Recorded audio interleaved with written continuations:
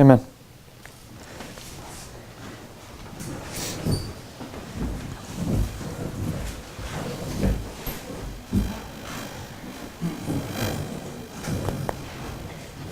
So what I want to do in this presentation is I sort of want to wrap up everything we've done, reiterate it, and review it all, and bind it off so we can sort of have some resolution on some of the thoughts.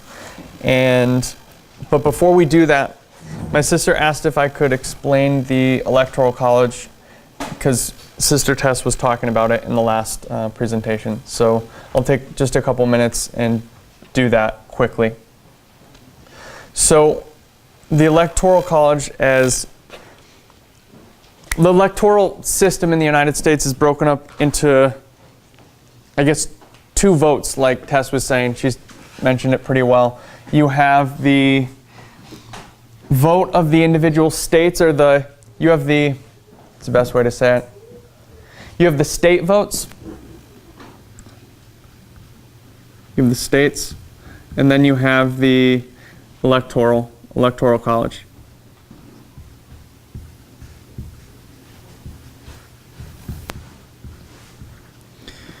And the way the states work is exactly the way it works everywhere else, pretty much. You know, everyone goes into the polling booth and the voting booth, and they all vote, and the state either goes red or blue. You know, either you're voting for the Democrats or Republicans, or even an independent, whatever it may be. You vote for your particular party, and that state goes that way. Now, what happens? The difference now is that the people here aren't actually voting for the president or their candidate, rather. They're not actually voting directly for the candidate. What they're voting for is where their electoral votes will go to. So, for instance, if we talk about Trump and Hillary, so in the 2016 election, so they're voting to see whether their electoral votes are going to go to one of these people.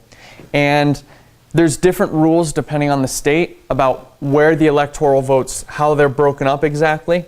But the Constitution gives you one thing about the number of the votes. And let me just read this. And we actually read part of this the other day. It's Article 2, Section 1, Clause 2. We're close to it. We weren't exactly there. We're one clause off. It says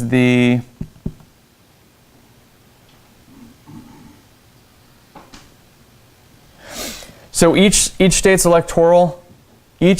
number of electors is equal to the combined total of the state's membership in the Senate and the House of Representatives. So how many representatives does every state have in the Senate? 2.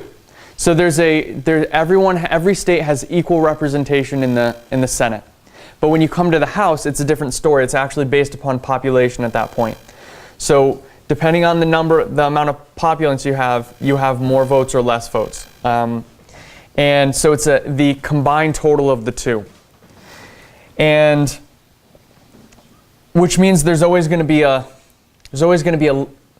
everyone's always going to have representation, because you're going to have at least 2 senators and some amount of population. So everyone's going to have some amount of representation in the Electoral College. So that's how you determine the number. So what happens is everyone votes, and we're either going to vote for our electoral votes to go to Trump or Clinton, we'll say in the 2016 election. And then the delegates are going to come together and they're going to have another vote. But there's one more problem. The problem is, depending on the state rules, these delegates can be broken up differently. The electoral delegates can be broken up differently. And what that means is this. Some states have a winner-take-all policy. So let's say in this election, we'll say Texas or something. I don't know what their actual laws about this in Texas. I don't know how they break it up, or their rules rather. But what would happen we can say, well, we'll give it a couple different ways, is in Texas, let's say they vote for Trump, and so Trump wins. All the delegates would go to Trump in that instance if it was winner take all. But they can also do it by proportion.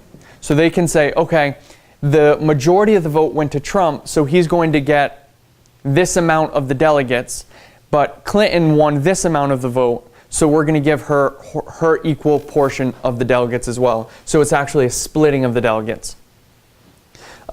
So each state has different rules about that, and they can change a winner-take-all or a proportionate kind of vote. And so then you come to the Electoral College. You actually come to the day where they're going to vote here. They all come together and they say, okay, based upon what my state said I have to vote for Hillary. My state said I have to vote for Trump. And so they vote. It's just another vote. So you're voting for someone to vote, if I can say it that way. And one more issue, not an issue, I don't know if it's even ever happened. I don't think it's ever happened.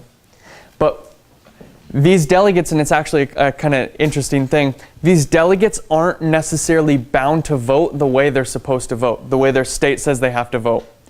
So the state says we voted for Trump, and let's say it's winner take all, and let's say Texas has 36. I think the number is they have 36 delegates or right around there.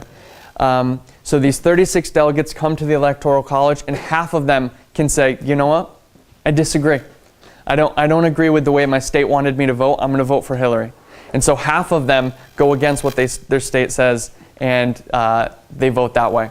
Now there's different laws about that. In certain states they're bound, in certain states they're not bound to vote in a certain way, which is a really interesting concept. Again, I'm not sure it's ever happened that they've ever broken the way they're supposed to vote. They have. They have they? Not often then. It's only been a couple times then. If it has, it's been a long time since that's happened. So that's how that part of the system works. So you vote, the delegates go to the Electoral College, and they actually vote for who the president is. Now, you might ask, why is this system in place? And that's the obvious question is, well, that's a really weird system you have going on there. Why would you do it that way? And the idea was that you wanted to be able to have equal representation in the United States, or equal voting power in the United States. And so the way that they're going to do this is through the Electoral College. And let me explain that more. So if you think about the history in which the Electoral College is made, you're looking at 1778. 1787 with the Constitutional Convention, and then 1789 when it's actually going to get ratified. But in that time, there were some big cities, big industrial areas, and then there was the rural country. And so in an effort to equalize the vote of the rural places and the cities, they gave the rural places more voting power.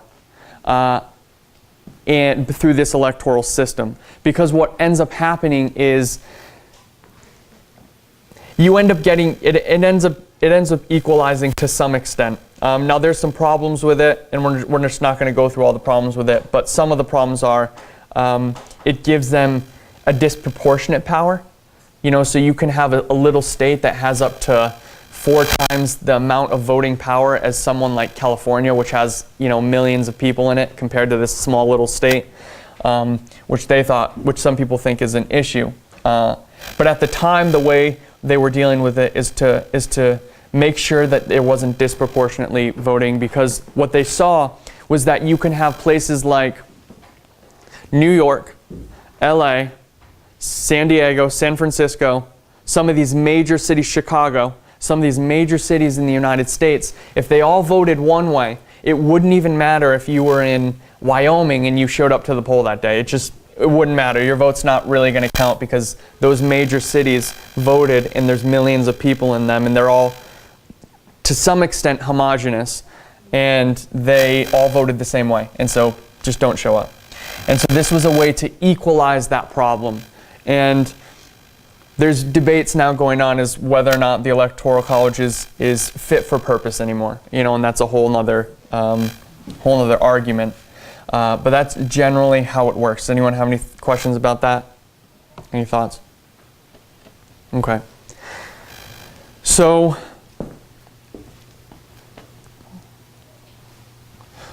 like I said, I want to try to recap. I want to recap what we've been doing and just sort of bind it off. Where we are right now. So how did we begin? What was our first premise that we laid out? Anyone remember?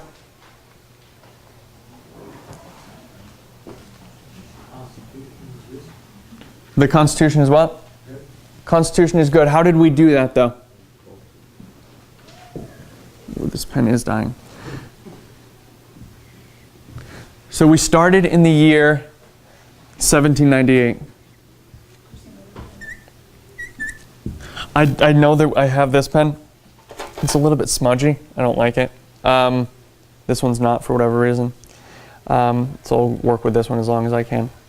So in 1798, what is Sister White? What verse is 1798 fulfilling? In Revelation 11. What verse? Sorry, not Revelation 11. Revelation 13, verse 11. So that's the answer. Revelation 13, verse 11.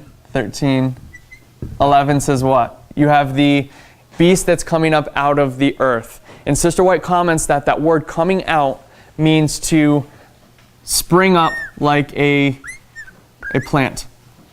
And so what we saw was that you can pull the agricultural system out of this verse, since it's implicit in there with this, and it's bringing you to somewhere in that agricultural cycle, which we know to be the part where the plant is springing up, which we know to be 9/11.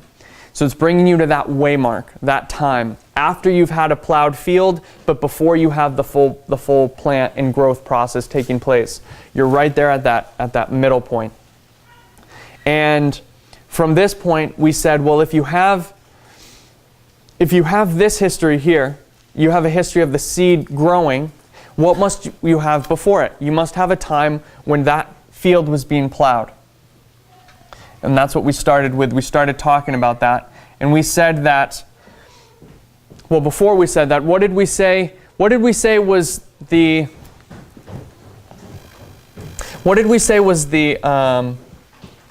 let me ask that a little bit differently. So you have a field. So we said this must be the plowed field. It's our field here, and it's nice little furrows. But what was the problem with this field before it's plowed? It's full of weeds. It's full of problems. And so we said there was a time beforehand where there was a field with all these weeds, with all these problems in it. And somehow the United States is going to go through this process to where it goes from a weedy field to a plowed field. And first thing we have to identify is, what is the problem that the United States is solving? What did we say?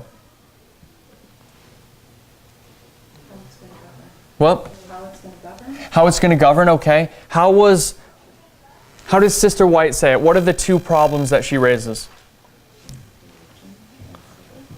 If you can remember in Great Controversy, it's religious and civil. She says there's royal oppression and priestly intolerance. And she says that's the history that's taking place here during the 1260 years. It's the darkness that they're steeped in. And in order for that to be rectified, what has to come? What does the United States need to solve the problem of priestly intolerance and royal oppression? It needs knowledge. It needs a message. What message is going to arrive? What did we say? The Declaration of Independence, the message of freedom. So you have I'm just going to put DOI, 1776. 1776, you have the Declaration of Independence, and the Declaration of Independence is going to say, It's going to say it's time for a change of things. And how did H.E. Jones say it? What did he call the American Revolution? Or let me say it this way. What is if you can remember, what does the Great Seal of the United States say on it? Not in God we trust. What? A new order of things. So the American Revolution is this time where a new order of things is going to take place, and that new order of things is the idea of changing the past, or changing what we've done in the past. And what Sister White identifies is we've been doing priestly intolerance and royal oppression, a civil problem and a religious problem. And so what we need now is civil freedom and religious freedom. And the way she's going to describe this in the nice phrases, and the way the chart describes it, is republicanism and Protestantism. It needs those two things to solve the problem of the past. And we identified republicanism as the idea of the rights of the individual, and it's the rights of the individual over the state. And we identified that you have, we'll stop, I'll come back to that thought. You have the rights of the individual over the state, and then Protestantism was what? What is Protestantism? What? Back to the Reformation. But what is it in terms of when Sister White and the pioneers are talking about Protestantism, what are they talking about? The German what? Princes. Who did what? What did the German princes do? They're going to protest what? They're going to protest Rome. What was Rome doing to the princes?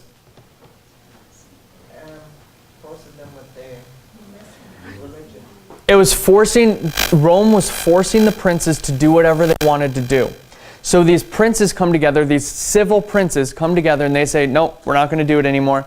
We're not going to take you bossing us around and telling us how to run our countries. And so what we're going to do is we're going to protest you, and we're going to say enough is enough.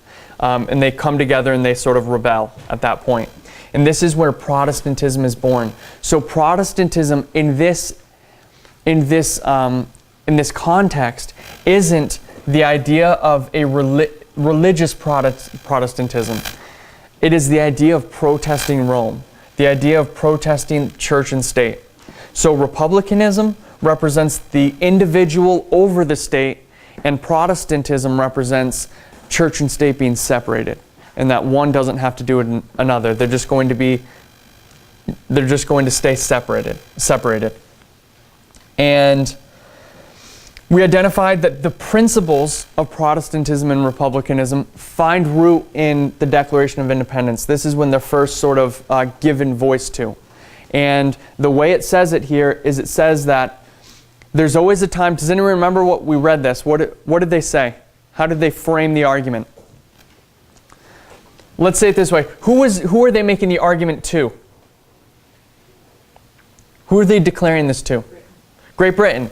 Great Britain is impeding their freedom at this point, and what are they going to say to them? You've been impeding our freedom for all this time, and here's our list of grievances, and we think that we have what kind of rights? Rights that you can't take away. Not only can you not take away these rights, but I couldn't even give you these rights if I wanted to, and you're trampling all over them. And they're going to make this list of grievances that says all the different things that we talked about over the last a couple days ago. And they lay out this argument that it's time, we're justified now to break away from you and to start our own government and to do our own thing because you have not been respecting us as a people. You've wanted you've wanted to tax us and dictate to us without representation. And one of the key places that we saw this illustrated was 10 years before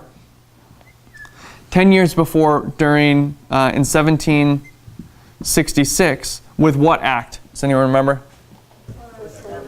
The Declaratory Act.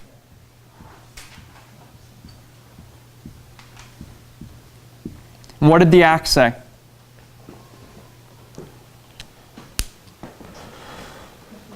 The U.S. well, it's not U.S. yet, but it had to be subject to Britain. That the U.S. was subject to Britain. Because at this time what was happening is that the United States was coming up with its own laws. They had they had something called the Continental Congress, and they were coming up with their own laws, and Britain was saying, no, that doesn't count. You're not allowed to do that. You're under our subjugation. You're under not your own Congress, but you're under Parliament. And Parliament is going to tell you what you have to do and what you can't do. And they're saying, and by the way, not only do you have to just listen to us, but you have no right, you have no voice in Parliament. And so basically it's the concept of being dictated to without representation, which is what? How would we define that? No taxation. Well, that's the phrase that they use. That's one of the phrases. But what is, if I tell you what to do without your say in it, what is that? It's a dictatorship. It's tyranny. So they're revolting against, they see this tyranny here, and they're horrified by it, and there's going to be this space of time, and now they come to the breaking point and they say, okay, enough is enough, and they make their list of grievances with the Declaration of Independence. And then we said that the ideas of the Declaration of Independence they're just that, they're ideas, but they're not concrete, they're not formalized yet. So they're going to increase, and they're going to try to do the the Articles of Confederation, but that's not going to work. So they're sort of wrestling with how to make this work. And finally, they come to 1789, where they're going to found the Constitution. So the Constitution is going to come into play here.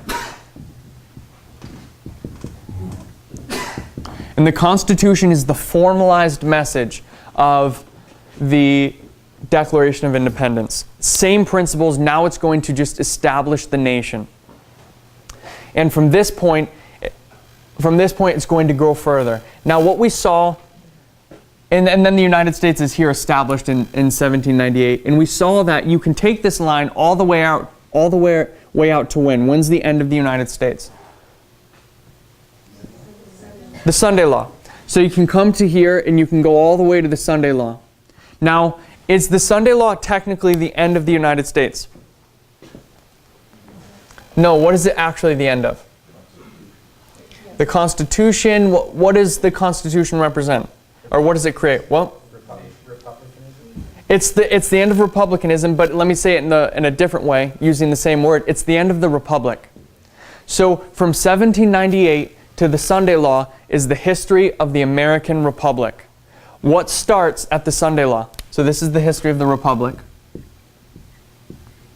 And what is a republic? What did we say?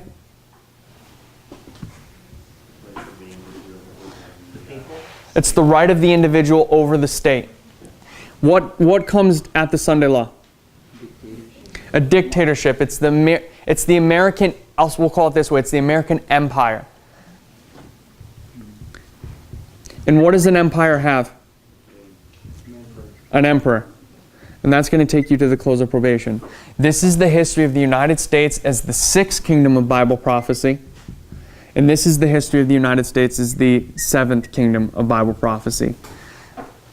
It will still be a democracy because they're going to have votes and everybody's going to think everything's the same. Yeah. But it's not going to protect minority rights. Mm-hmm. Exactly that. They're still going to have the right to vote. You know, it's not going to be... exactly what you said. They're still going to have the right to vote here on this day, and probably this day. The problem is that somehow through events that are going to take place, they're no longer going to be protecting the individual rights. And we said at this point, that the Constitution guarantees what things? What were the major points of the Constitution? Freedom of religion,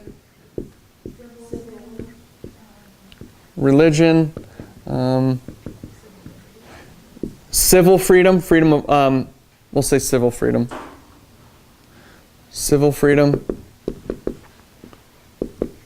and what else?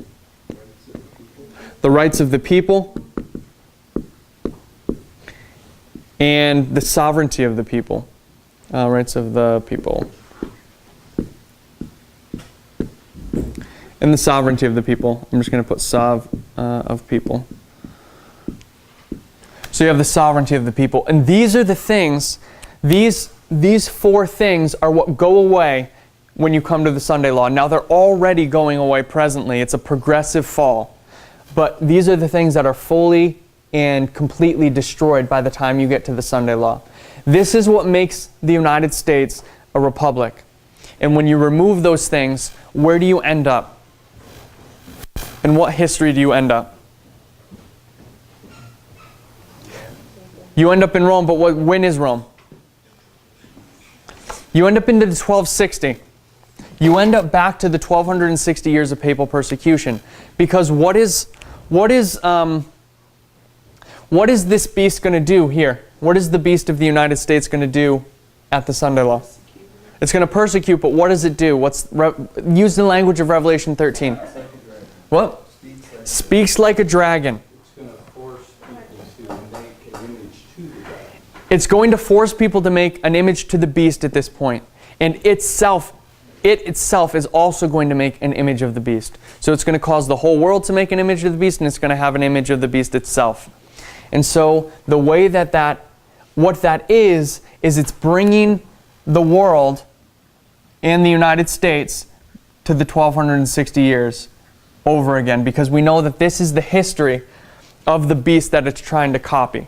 If we do it down here, if I can do this.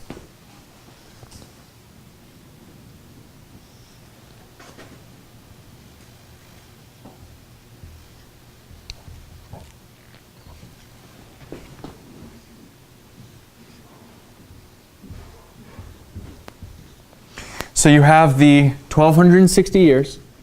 This is the 5th kingdom. This is we'll call this the beast.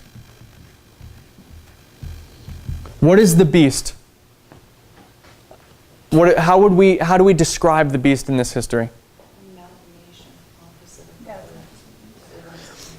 I don't mean in terms of the spiritual language, but I mean, what did it actually look like in this history from 538 to 1798? The church dictates to the state. So give me the actual, so it's the church dictating to the state, but who were the players in that history? 7 kings. You had the kings, the kings of Europe so you had the papacy sitting on top of the kings of Europe in the different divisions of Europe at that time. And the papacy was dictating to them, saying, this is what you have to do. Like we saw with the protest of the princes at the Diet of Spires, they're going to say, we don't want you to dictate to us anymore. We don't want to be under your yoke anymore. And they're going to start to rebel. So the idea here is that the kings of Europe are going to be subjugated to the beast.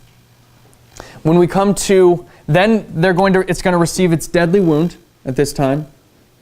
You have the deadly wound. Oops.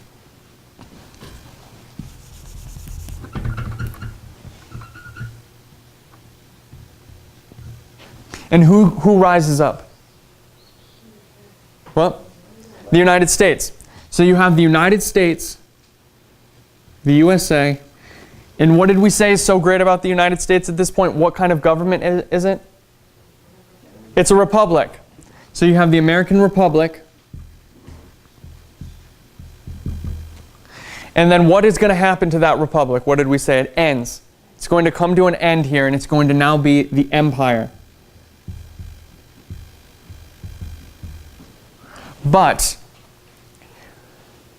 what did we say the United States is going to do here? What does it cause everyone to do, and what does it make itself? An image to the beast. What image is it making? Sorry, let me say this. What is the image of the beast? What is an image? If I say I want everyone in here to make an image of we'll say of Tess. What am I saying? An idol. It's an idol, but what is it? It's a replica. I want you to make, so basically what I'm asking, if I say, okay, we're going to make a statue or an image of Sister Tess. So we would all come together and make a little thing, and it would be this little replica standing here. And what it would be, is that replica, is that Tess? No, it's different from Tess, but what does it look like? It looks like her. It's exactly the same as her. It's a copy. So an image is a copy. So it's a copy of the beast. Where's the beast? What? In the background. In the background. No, the beast isn't in the background waiting. The beast is dead. The beast is fully killed in 1798. Dead and done.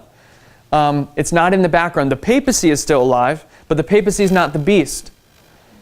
Because the papacy, the problem with calling the papacy the beast is, where is the papacy? Did the papacy end in 1798?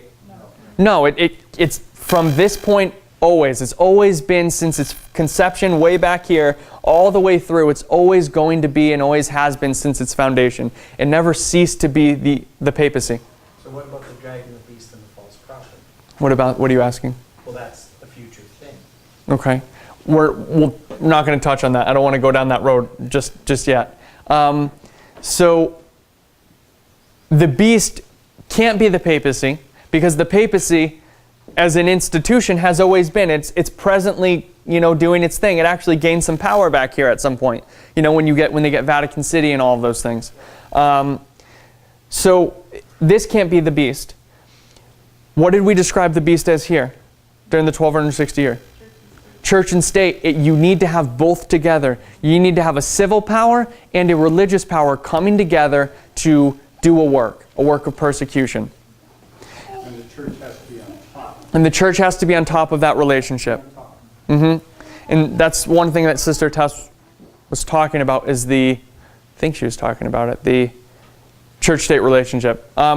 But anyway, so we come down here and we say they're going to make an image of the beast. So what do we say in the images? It's a copy of the beast. So whatever the situation looked like here, that is what this situation is going to look like here. So this is the beast. We'll call this the beast again, or we'll call it the copy of the beast.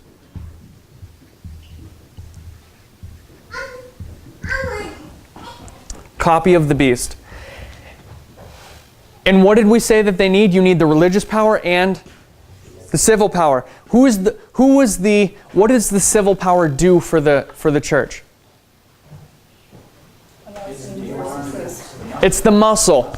It's the muscle. It's the thing that forces everyone to do whatever the church wants to. Because the church by itself has no power, has nothing to do anything. So it needs to say, hey, come here. Go tell those people to do what I want them to do. To keep Sunday, or to, persecute, or whatever the thing may be. So it needs the muscle. Who was the muscle here? 7 kings. It was the 7 kings. Who is the muscle here? Well, not quite yet. It's the 10 kings. It's the 10 kings of Revelation 17. And who's in charge of the 10 kings? Trump, the United States. The United States is in charge of the 10 kings. So it's the United States that becomes the muscle for the religious power here in this history.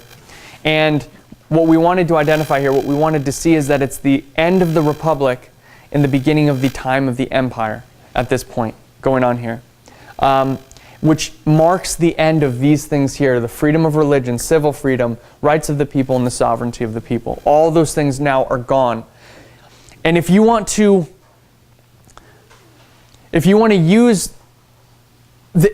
know what makes the Constitution good, then you have to look at what the problem. You have to look at the problem that it solves. You have to juxtapose them, and that's what we did. We talked about that. What we showed was, what history did we look at to see the problem that was solved?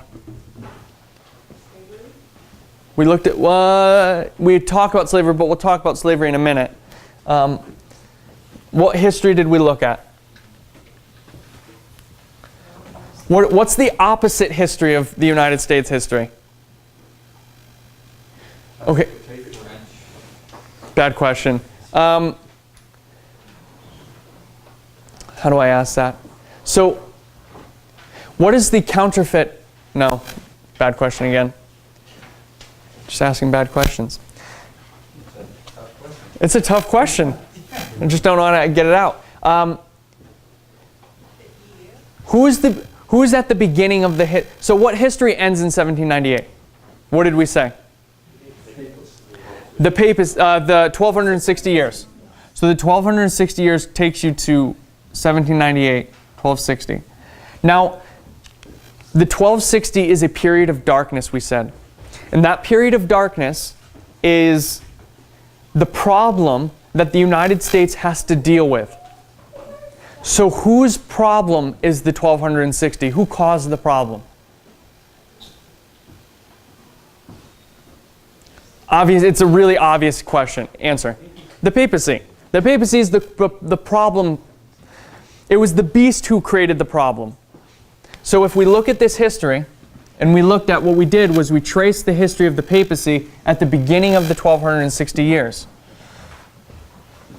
And we used the agricultural model as well there when we looked at the papacy. So we said, what is the history from 508 to 538?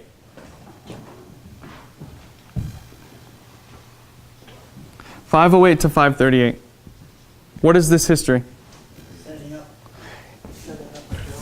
It's what kind of period in terms of, if we look at the field, what is happening to the field here?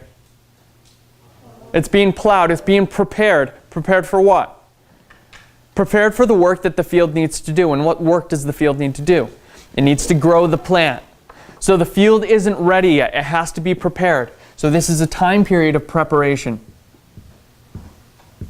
Time period of preparation from 508 to 538. What work does the papacy need to do? What's their job function? What does Satan want them to do? Persecute. It wants them to persecute people. So, and that's going to be from 538, as we said, to 1798. This is our 1260 years. This is the history of the beast. But the field needs to be prepared. The situation needs to be prepared to get them to this point. And what begins here in 538? In terms of not the 1260, it is the beginning of the captivity for God's people and the beginning of what for Babylon? Well, it's not the beginning of the rising here. They're established here, but what's another way of saying that? What are they going to do for 1260 years? They're going to rule supremely. So there's no competition for them. Maybe that's a bad way of saying it, but they're ruling supremely here for the 1260 years. What is the United States doing from 1798 to the Sunday Law? It's ruling supremely. There's nobody standing in its way. People are trying, in both histories, people try, but nobody is able to take them down. And so you can see here that this time period, 538 is the supremacy of, 538 to 1798 is the supremacy of the papacy, or wrong word, let's say the beast. And 1798 to the Sunday Law is the supremacy of the United States, which means the history before that point is the preparatory period. And we said that that's 508 to 538. Now, what happens, if you can remember, what happens 10 years before 508? What is that, 490? 96. 498? 498. What happens in 498? Yeah, I got you. What? He's not the first pope, but what are the characteristics of this pope? Anyone remember? He has some firsts. What are his firsts? He's the first one to be called the vicegerent of God. He's the first one to be called the judge of God. And he's also the first one to start excommunicating emperors. He starts that work. And Uriah Smith talks about this. And his name was Symmachus. I don't know what his papal name was. I still haven't looked it up. But this is Symmachus. And what was he before? He was a pagan. He's a pagan converted to Catholicism, and he becomes a pope, which is important to the idea of a transition from paganism to Catholicism. What is standing in the way of the United States here in 1776 of their growth? What does the United States need to do? It needs to be an empire. or it needs to be this republic. We'll put it that way. It needs to be the American Republic. What's stopping it from being a republic? Britain. Britain's standing in the way. So what begins here at this point? The removal, 1776 is the beginning of the American Revolution, and they're going to separate and declare their independence, and they remove themselves from Britain. They cut the tie from Britain. And what is happening here in 508? What is removed that is standing in the way of the papacy? Paganism. So in both cases, something gets removed that was standing in the way. And it's always the thing that was standing in the way is always the thing that was here beforehand. If we made a long history, if we brought this history back, this is the history of pagan Rome. And pagan Rome is going to get removed here, and now papal Rome begins to be set up. Great Britain was ruling in the, if we want to say it this way, Great Britain being a symbol of the European powers, was ruling for all of this time, and now it's going to get, the United States is going to cut the tie to them at this point. So that thing gets removed, and now they have the ability to rise. What is the principles of the papacy? What are their principles? How would we know what their principles are? But without saying anything specific, how would we know what the principles of the papacy are? The bulls and the catechism and... They want worship. Using what we have on the board, how would we know? Using parables, how would we know?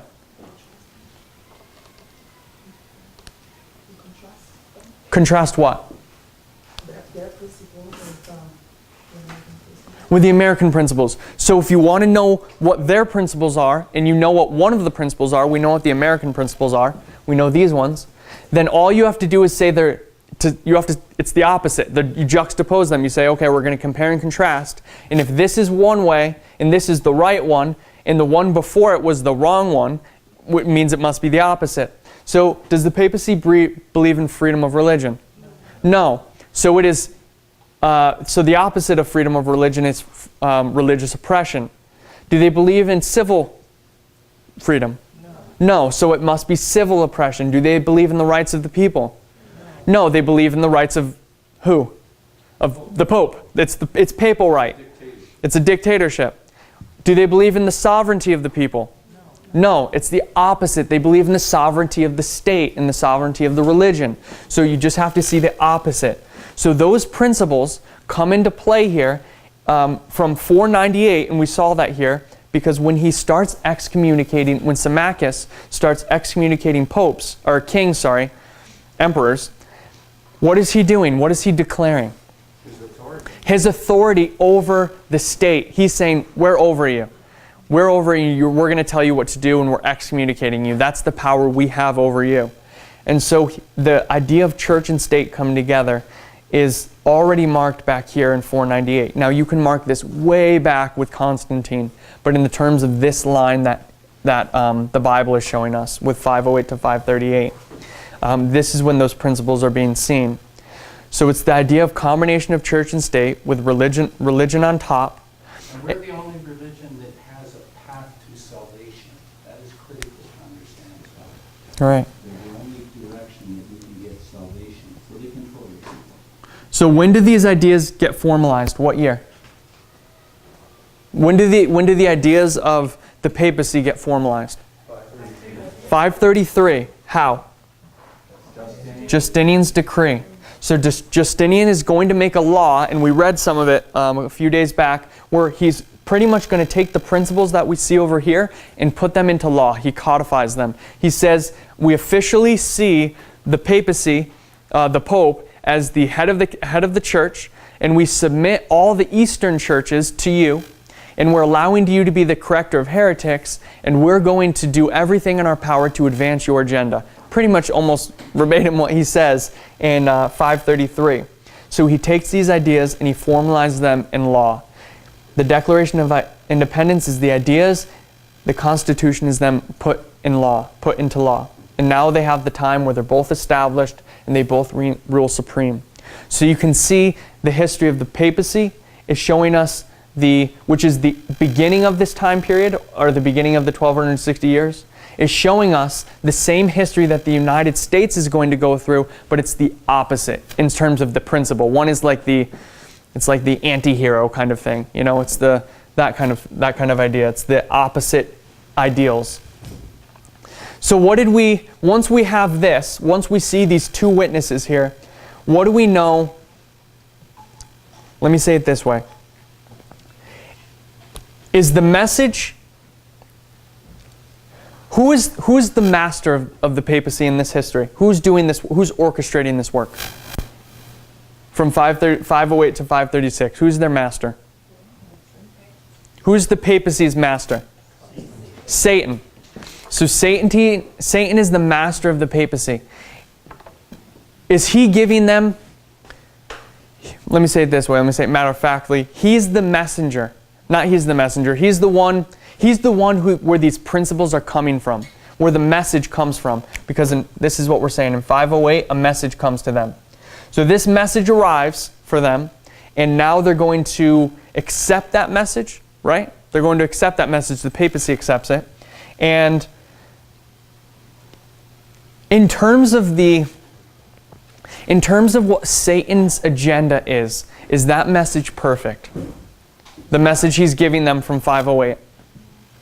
It's a masterpiece. It's a masterpiece of deception, Sister White calls it. So this is a perfect message that's being given, and it's a perfect message that gets codified here in 533. It's exactly what Satan wanted it to be, right? He has no complaints about it. He's saying this is perfect. So using that, understanding of that, is the message that arrives here of the freedoms, these freedoms that we're talking about, is that perfect? Is that message perfect? Yes. Which means the formalization of that message is also perfect. Which means the Constitution in its original form in 1789 is a perfect document in terms of what it stands for, in terms of these things here. It's going to be that perfect message. So when we look at that, we looked at the idea of that perfection, and we said, okay, that's a heavy claim when you're looking at the Constitution. One of the problems that we see with the Constitution is the idea that people see slavery written into the Constitution. And we talked about that for a while. We read a lot of information about it. And I'm going to erase this line here. And once we started pulling on the thread of the idea of the perfection of the Constitution, which is this line, the immediate problem we had to deal with the fact that slavery may or may not be in the Constitution. And the idea of slavery, that thread that we started pulling on, led us to a history, led us to a certain history, and it's the history of slavery in the United States. Because once you start looking at it in its conception point here, it inevitably leads you to just the history of slavery. So we started reading about it, and we came to the conclusion that, I think we did, hopefully everyone hopefully I laid it out clear enough for everyone, that slavery is not explicitly in the Constitution, and it was actually left out of the Constitution in such a way as to allow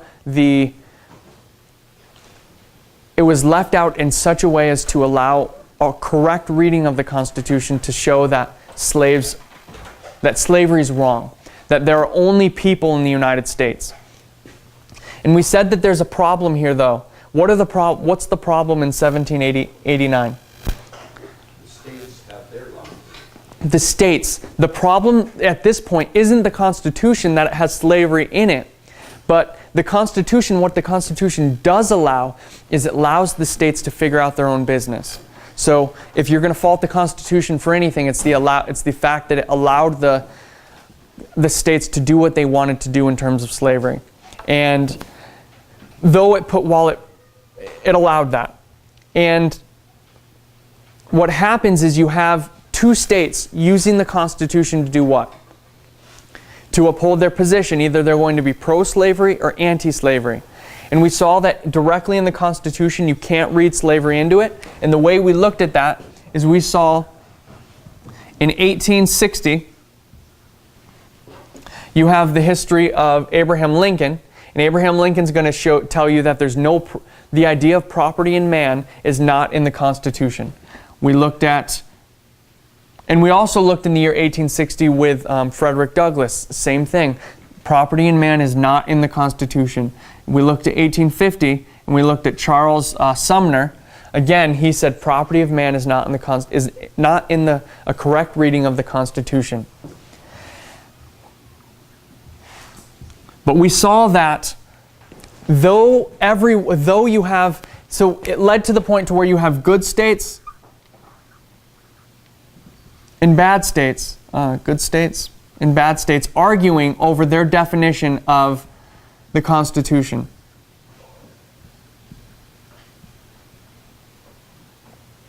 Until the point they come to what? What's 1861? The Civil War. Now they're going to come to a point of separation. And Abraham Lincoln was correctly identifying that in 1860 that they're threatening to leave the Union at this point, and they're doing it for bad reasons. And so what we saw was that this perfect document is being used to uphold two opposite agendas. And one of them is a good agenda and one of them is a bad agenda until you get to the point of separation. And then what we did was we overlaid our line on top of this, and we said, when you look at it, and let's do that quickly. When you overlay our line, you have the 10 years from 1979 to 1989. You have an increase of knowledge. On the first angel's message, you have a formalization, 1996. You have 9/11. And then you come down here and you come to Raphia, which is the point of separation. And why can we say Raphia is the point of separation? How do we do that? Without getting into all the details of it, how do we make Raphia the point of separation? Not compare and contrast. Yes, but not here. Not just with that concept. What are we seeing here? What model are we looking at with this? The agricultural model. What does the agricultural model tell us about this period here? What happens between the wheat and the tare? They're separated. The wheat and the tares are separated. There's a harvest that takes place at that point.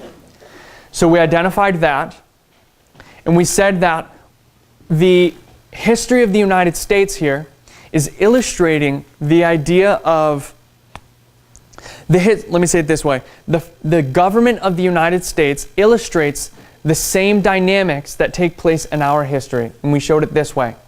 You have a message arrive with the Declaration of Independence. You have a message arrive here in 1989, first angel's message for our history. That message is going to get formalized in the Constitution. That message gets formalized here in the Time of the End magazine. What happens now is that what is the Time of the End magazine produce? Well, that's what it produce. That's the contents of it. But what does it produce? That's what it is. It produces a movement. So a movement is born in 1996. And I don't think it's an accident that in 1996, what ministry comes into being? Future for America. This is when Future for America gets its name. So even the ministry gets formalized at that point. So you have a movement getting formalized, a movement getting created, and what do you have the Constitution creating? A nation. So you have a nation paralleling a movement. And this movement in this nation get established at this point.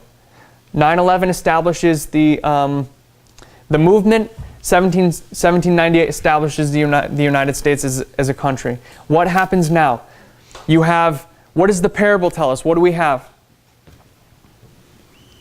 What is the parable of the agricultural model tell us? What do we have during this history?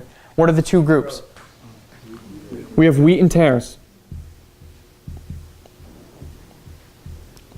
So the wheat and the tares are going to grow together, but we know that they're opposite things. They're fighting each other. So we said you have the good states being the wheat, the bad states being the tares. And what made a good state and a bad state here? What was it again?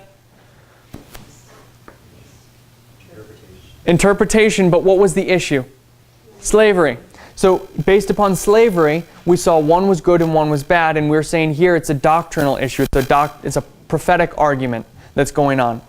And so we had the wheat and the tares. Now, when we bring these together, we can compare and contrast them, but what we can see, once we have visibility of the states, what's the problem? Not the problem. What do we see inside of the states? Are states just homogeneous groups of people? No, they're not.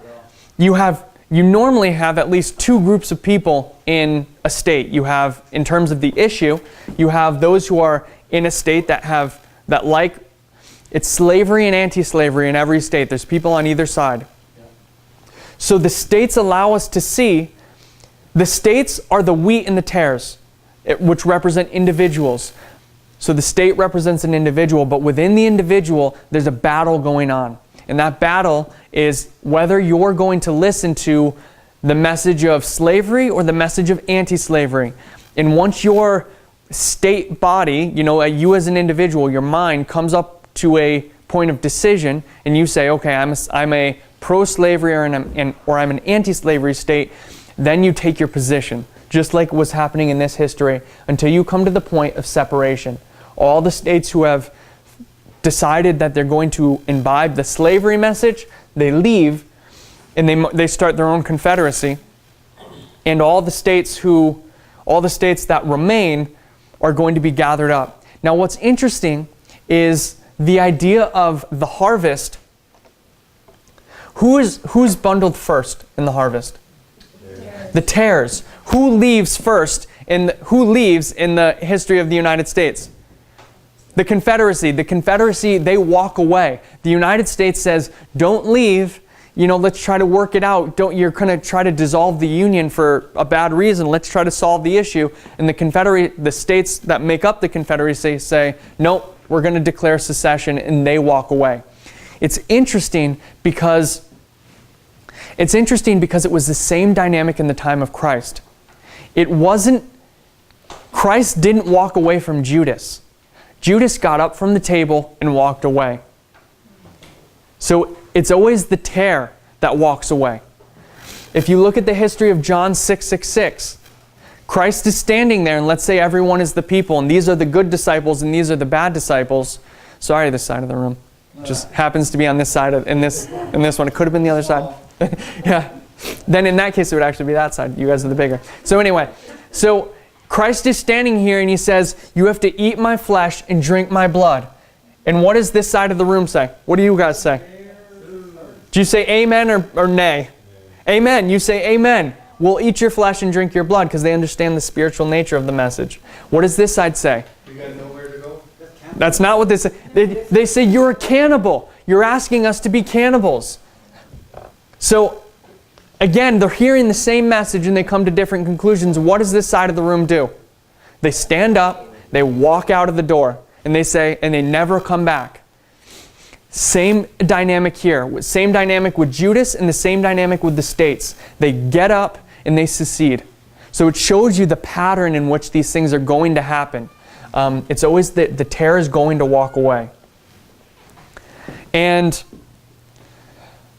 so we saw the issue of slavery, and we're summarizing. We're in summary mode, so we're not touching on all of it. We saw all the issues there. We saw the dynamics. We saw that within the individual, there's the pro-slavery and the anti-slavery. And what are those two things? What did we call those two things? Based upon the Time of the End magazine, my brother, you said it before. What is the idea of the pro-slavery message? And the two rivers, the two streams. So the two streams here that are being identified in 1996, in this history, with using the context of slavery, it's anti-slavery and slavery. That's the idea of the two rivers. And think about it logically. If the message of the hour here is anti-slavery or slavery, remember that's the context we're dealing with here. Can you be someone who says, okay, I want half slavery? It doesn't even make sense. It's not even fit for purpose. So for us to, so we see, can you say in this history, okay, I want to be half of a tare or half a wheat?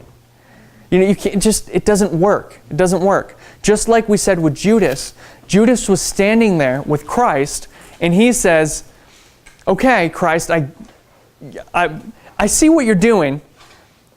What did we say the problem with Judas was? Misunderstanding of what his purpose was. No, that wasn't a misunderstanding of his purpose. He did misunderstand that. What? Why was he in the wrong stream? Well, what stream was Judas in? Both streams. Why was he in both streams? If you don't say, you have to say it now. You can't have an epiphany without telling everyone. What? Why was he in both streams? Well, because love of the world, the money, and Jesus, the truth. Amen. What was he? He was a zealot. He was a zealot? What? He thought he could control Jesus. So what does that make Judas? It makes him too smart for his own good at one level. He thinks he's able to control Christ at that point. He's saying, okay, Christ, I see that you're saying I have to be, he says, I see that you've laid these two paths before us. I'm either going to have to be a Jew or I'm going to have to be a Christian. But what he says to Christ is he says, while that may be the case, I can navigate this. I can navigate between the two effectively enough to force you to be the Messiah, or to be the king. He wanted him to be the king. So Judas was, in all intents and purposes, Judas was too smart for his own good at some level. He was trying to manipulate the situation. And in doing so, he tried to be a state that said, okay, I'm not for slavery, but I'm for slavery. You know, he tried to be somewhere in between, and it didn't make sense. And what happens to Judas? He gets up, walks away, betrays Christ, and hangs himself. So there's no safety in there. And that's what I want us to see with Judas, is he really lays out the conundrum of or the danger of being in both streams. The idea, and Sister Tess was talking about that in her last presentation. Now I want to end with this point. The last point is, if you look at the history of, we mentioned several issues. We mentioned, here's what I'm going to do. I'm going to erase, just so I can put it up higher.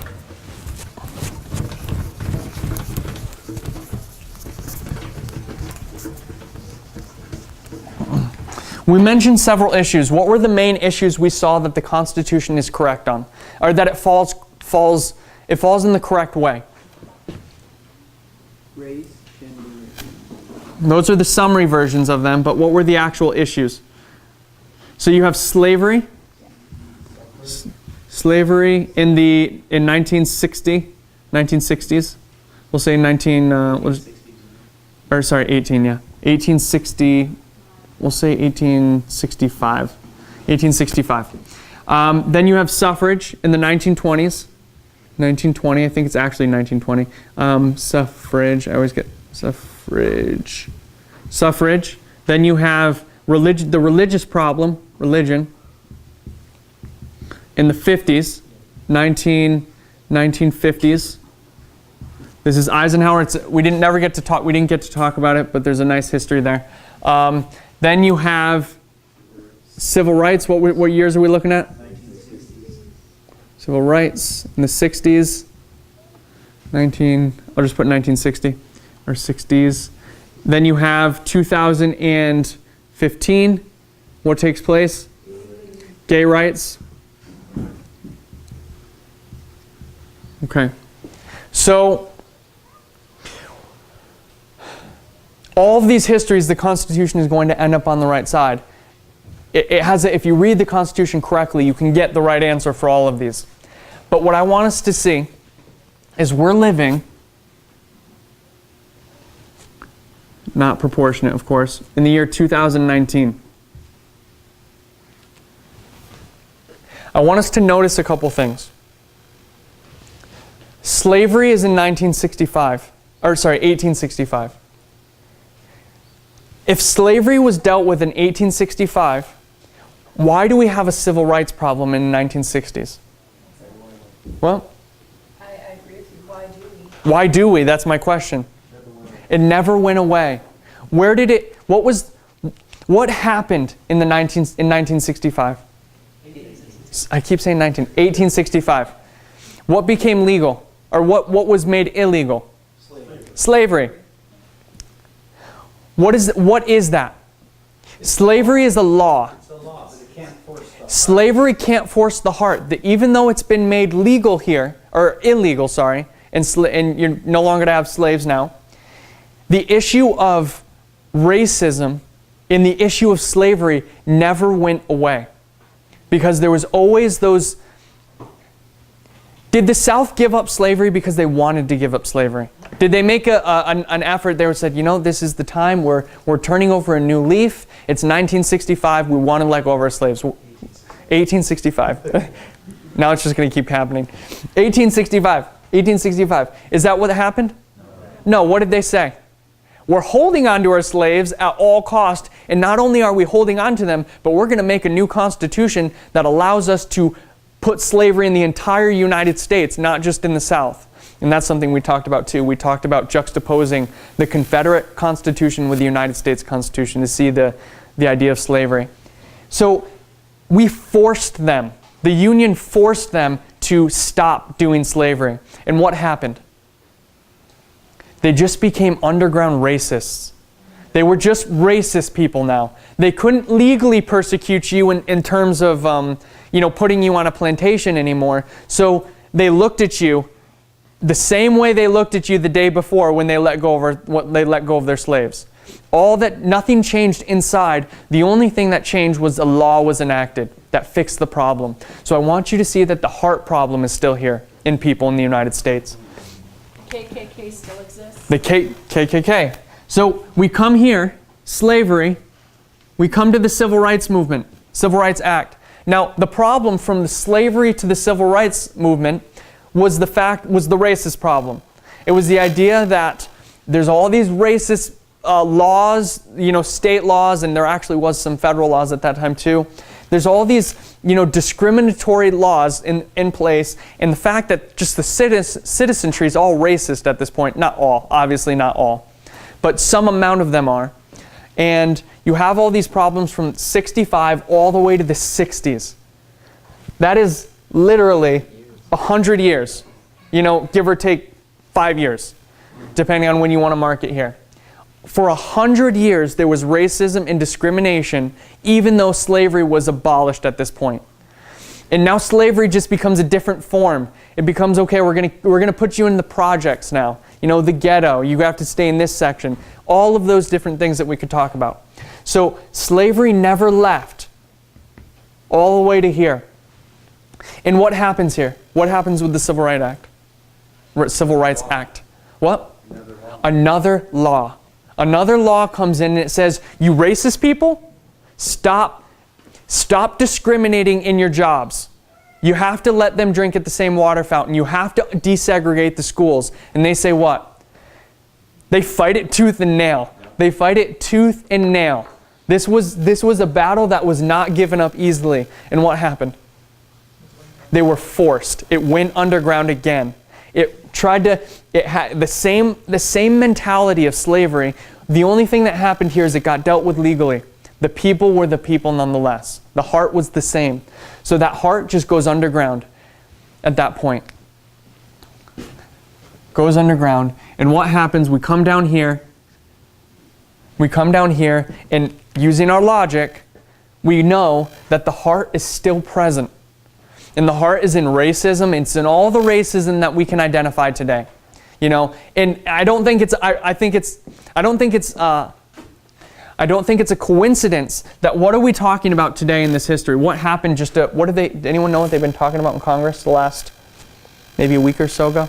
It might even still be going on. Oh, is that the enumeration or whatever? What is it? Wrong word, it's R. Yeah. Reparations. So we're talking about reparations here. Why are we talking about reparations here? In 2019. Because it's been a history of the poverty and the lack of education from people who were forced to build the white wealth. Poverty, yeah, exactly. All of that is true. So you have the idea of reparation here. The reason we're talking about reparations here is exactly what you're talking about. But the real reason we're talking about reparations here is the fact that what never got given here? Reparations. There was never any reparations in this history. They were promised reparations, but they never got given reparations. This was supposed to be the 40 acres and a mule. You know, that was the slogan at this time. That was the idea here. And it never got given. So we're trying to fix a problem that we made, you know, well over 100 years, 100 and something, I can't do all that math on the fly, over 100 years ago. And how do we feel, how does the United States feel about reparations? A group of the United States. We're not giving reparations to nobody. The idea is that you haven't been a slave, your grandparents haven't been a slave. We don't acknowledge any of the suffering that's taken place from this point to this point or from this point. And so we're not giving you reparations. It's the same heart that is in all of these periods of time. And what I want you to see is the heart of slavery has never left. We're dealing with the exact same problem that we dealt with, come back here, the exact same problem we dealt with in 1870, what did I say, 1887, that's what I'm looking for. 1887, what happened in 1887? Anyone remember? The Constitutional Convention. 2 years, well, 1780. why do I do 18? I'm a century off. I'm always 17. I knew it felt weird. It felt weird at the end, but it was actually the beginning. Happened a couple days ago too. 1787 is the Constitutional Convention, and they're standing there arguing about slavery. They're sitting in those halls arguing about slavery. The United States, and I think people in the world, have never gotten over slavery. That's what I want you to see, is from the conception of the United States all the way to the present day in 2019, the heart of slavery is present. All the way. From the first day of the Constitution to its end, slavery is present, and not just in the United States, it's a worldwide issue, I think. And what is that? It's racism. What are we saying are the three main issues we have to deal with? Race, race, gender, and conspiracies. So I just want to focus on these two for just a moment, because we can show it in this line. And just give me one more minute or two, my brother. So this is race. This is who? Who's the symbol of race at the end of the world? Using the presidents, who's the symbol of race? Obama. Obama is the symbol of race.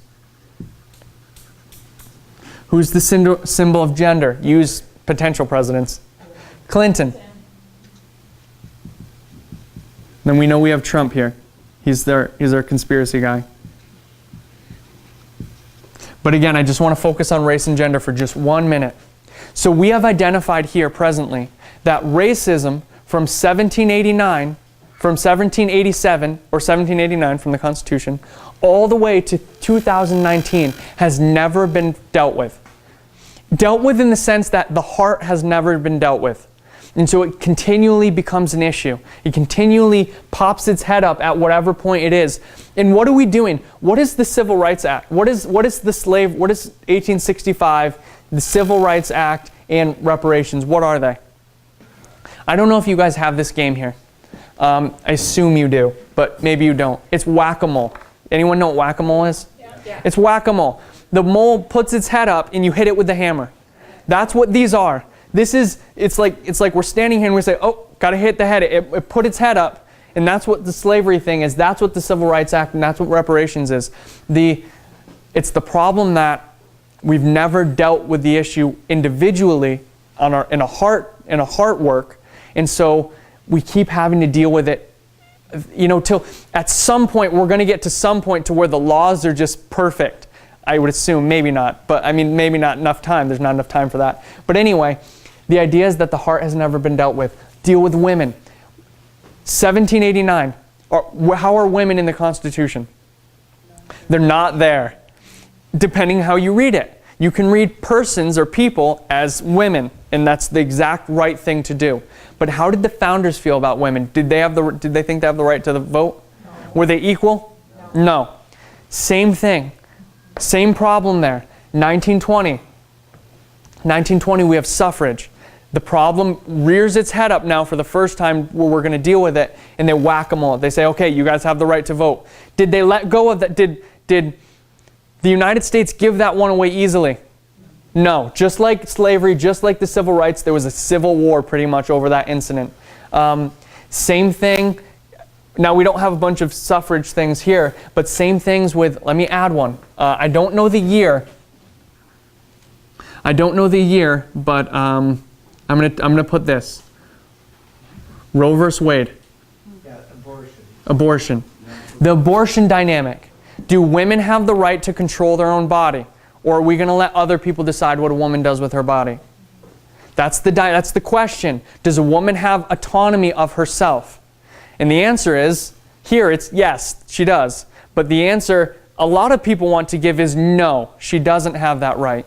They're saying nobody has that right, but the woman here does not have that right. So women become an issue here. What is this, 1970s? 1973? Okay. 2019 today, we're at the same place. We're arguing over abortion as hot as any time before, as hot as it was back here in Roe versus Wade. Again, it's the same thing. And you can even go to other examples of women, but I just wanted to use that as an example. What? Inequality of pay. We could bring that one up. We need more laws. What? We need more laws. We need more laws.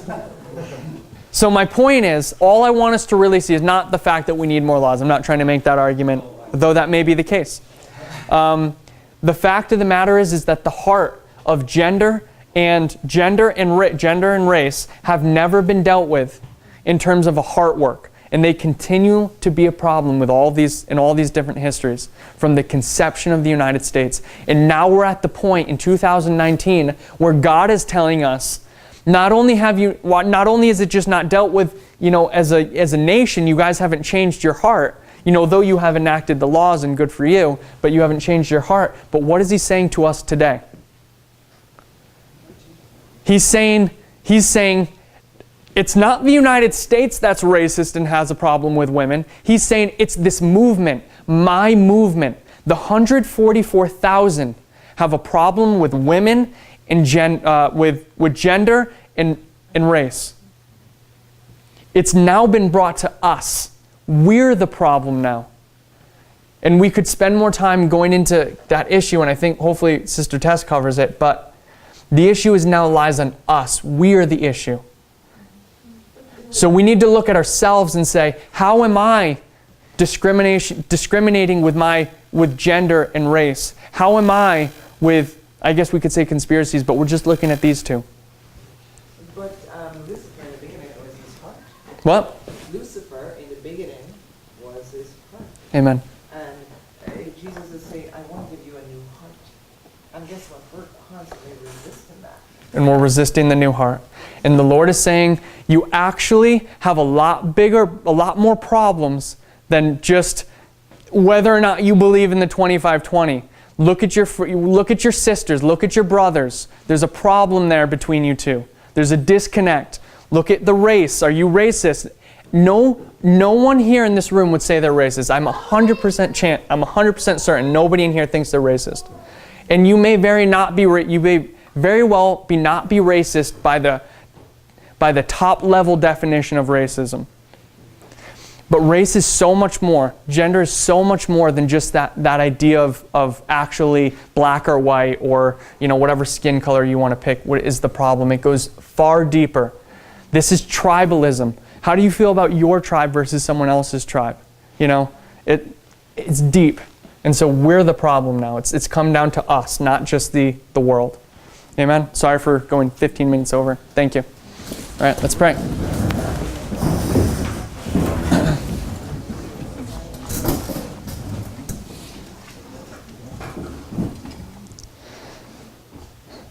Dear Heavenly Father, Lord, we thank you again for this day. We thank you for the soon coming Sabbath. We thank you for this preparation day that you've given us, Son.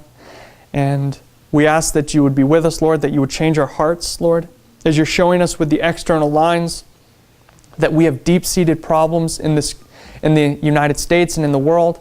We ask that you would help us to see that we also have deep-seated problems within ourselves, Lord. And we pray that you would expose these things to us, Lord, that we would be open to them. And we ask that as a movement and as individuals, we could correct our misconceptions and that we could move forward, Lord, in the way that you would have. And we just pray that you would bless the food to our bodies now, and we thank you for the hands that prepared it. We ask that our conversation would be holy, that you would be with those who would be baptized tomorrow, that you would work on their hearts, and we ask that it would be a high Sabbath. In Jesus' name, amen.